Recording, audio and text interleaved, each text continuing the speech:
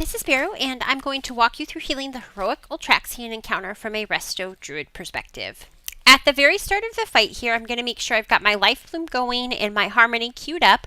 And what's going to happen is once Ultraxion lands, just before he gets here, I am going to use my Heroic Will. I'm going to go up top so that all of our DPS can be bloodlusted, and I'm going to come back down.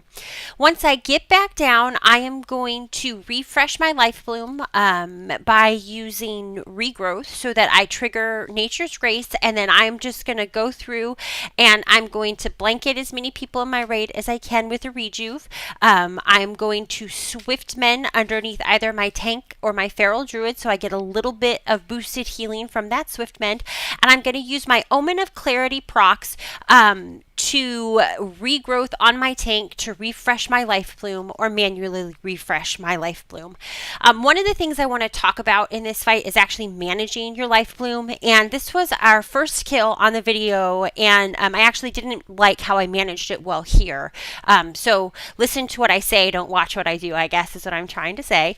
But with regards to life bloom, the tank swaps happen so quickly that it's actually futile to try and keep your life bloom rolling on whichever tank is your active tank.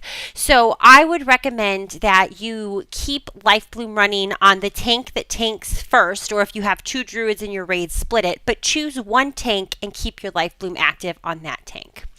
Now I'm about to take the red crystal here, and the second that I take that red crystal, I'm going to hit Tranquility to get my raid topped off going into the next hour of Twilight, but also so that Tranquility is available again later during the bronze phase of the fight. Once I come out of that hour of Twilight, I'm going to pop into Tree of Life, and I'm going to start blanketing my raid with life blooms.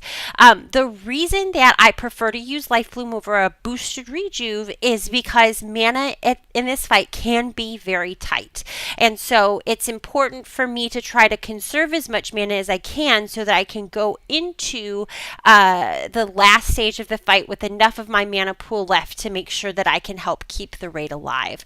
Now, with the nerfs out and the damage a little less and the boss's health a little less and the fight being shorter, if you have the mana pool to sustain it, feel free to use rejuve while you're in Tree of Life so that you just get boosted rejuve healing as opposed to the life bloom healing. Nothing wrong with that.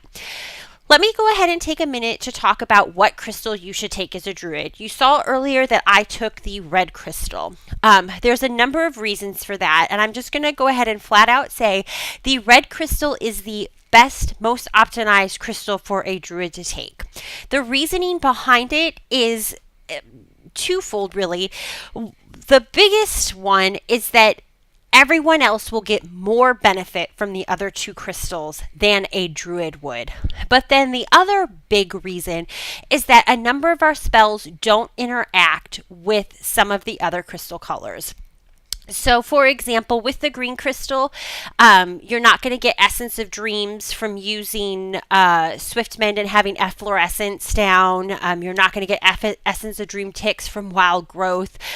So the green is really better optimized for your paladins, your shamans, and I think any holy priests that you have.